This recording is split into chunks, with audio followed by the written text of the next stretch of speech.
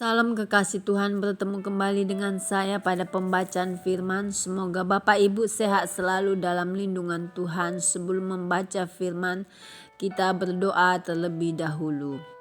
Bapa yang bertata dalam kerajaan surga, kami datang sujud bersimpu di bawah kaki-Mu.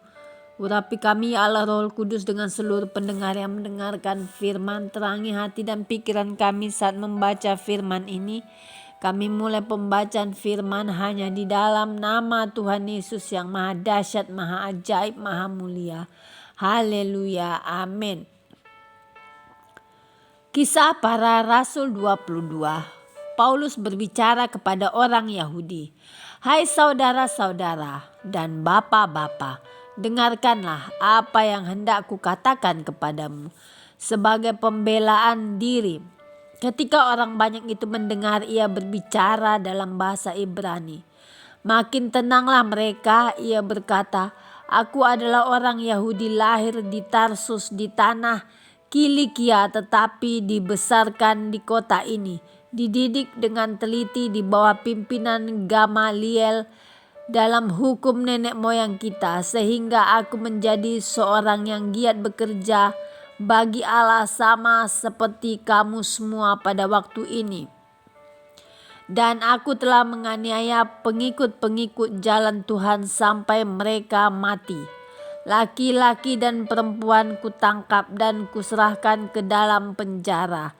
Tentang hal itu baik imam besar maupun majelis tua-tua dapat memberi kesaksian dari mereka. Aku telah membawa surat-surat untuk saudara-saudara di Damsyik, dan aku telah pergi ke sana untuk menangkap penganut-penganut jalan Tuhan yang terdapat juga di situ dan membawa mereka ke Yerusalem untuk dihukum.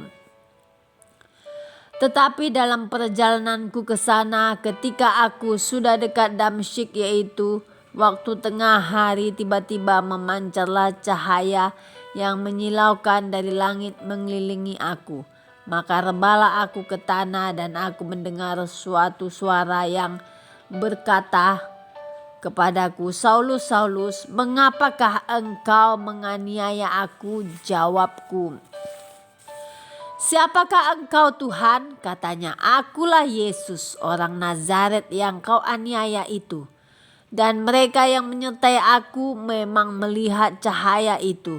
Tetapi suara dia yang berkata kepadaku tidak mereka dengar. Maka kataku, Tuhan, apakah yang harus kuperbuat? Kata Tuhan kepadaku, bangkitlah dan pergilah ke Damsyik. Di sana akan diberitahukan kepadamu segala sesuatu yang ditugaskan kepadamu.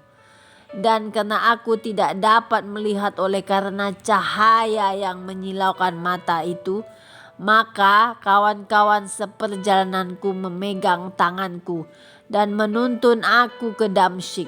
Di situ ada seorang bernama Ananias, seorang saleh yang menurut hukum Taurat dan terkenal baik di antara semua orang Yahudi yang ada di situ. Ia datang berdiri di dekatku dan berkata, Saulus, saudaraku, bukalah matamu dan melihatlah. Dan ketika itu juga aku melihat kembali dan menatap dia. Lalu katanya, Allah nenek moyang kita telah menetapkan engkau untuk mengetahui kehendaknya, untuk melihat yang benar, dan untuk mendengar suara yang keluar dari mulutnya. Sebab engkau harus menjadi saksinya terhadap semua orang tentang apa yang kau lihat dan yang kau dengar. Dan sekarang mengapa engkau masih ragu-ragu? Bangunlah, berilah dirimu dibaptis dan dosamu disucikan sambil berseru kepada nama Tuhan. Sesudah aku kembali di Yerusalem dan ketika aku sedang berdoa di dalam bait Allah, rohku diliputi oleh kuasa ilahi. Aku melihat dia yang berkata kepadaku, lekaslah, segeralah tinggalkan Yerusalem sebab mereka tidak akan menerima kesaksianmu tentang aku. Jawabku, Tuhan, mereka tahu bahwa akulah yang pergi dari rumah ibadat yang satu ke rumah ibadat yang lain dan yang memasukkan mereka yang percaya kepadamu ke dalam penjara dan menyesah mereka. Dan ketika darah Stefanus saksimu itu ditumpahkan, aku ada di situ dan menyetujui perbuatan itu. Dan aku menjaga pakaian mereka yang membunuhnya. Tetapi kata Tuhan kepadaku, pergilah, sebab aku akan mengutus engkau jauh dari sini kepada bangsa-bangsa ini. Rakyat mendengarkan Paulus sampai kepada perkataan itu.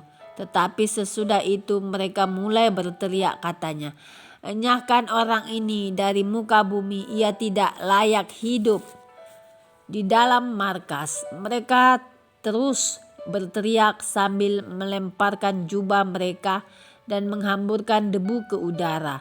Karena itu kepada pasukan memberi perintah untuk membawa Paulus ke markas dan menyuruh memeriksa dan menyesah dia supaya dapat diketahui apa sebabnya orang banyak itu berteriak-teriak sedemikian terhadap dia. Tetapi ketika Paulus ditelentangkan untuk disesah, berkatalah ia kepada perwira yang bertugas, bolehkah kamu menyesah seorang warga negara Rom apalagi tanpa diadili? Mendengar perkataan itu, perwira itu melaporkannya kepada kepala pasukan, katanya, apakah yang hendak engkau perbuat? Orang itu warga negara Rom. Maka datanglah kepala pasukan itu kepada Paulus dan berkata, katakanlah, benarkah engkau warga negara Rom? Jawab Paulus, benar. Lalu kata kepala pasukan itu, kewarganegaraan itu kubeli dengan harga yang mahal. Jawab Paulus, tetapi aku mempunyai hak itu karena kelahiranku. Maka mereka yang harus menyesah dia segera mundur, dan kepala pasukan itu juga takut. Setelah ia tahu bahwa Paulus yang ia suruh ikat itu adalah orang Rom. Paulus di hadapan mahkamah agama. Namun kepala pasukan itu ingin mengetahui dengan teliti apa yang dituduhkan orang-orang Yahudi kepada Paulus. Karena itu pada keesokan harinya ia menyuruh mengambil Paulus dari penjara dan memerintahkan supaya imam-imam kepala dan seluruh mahkamah agama berkumpul. Lalu ia membawa Paulus dari markas dan menghadapkannya kepada mereka.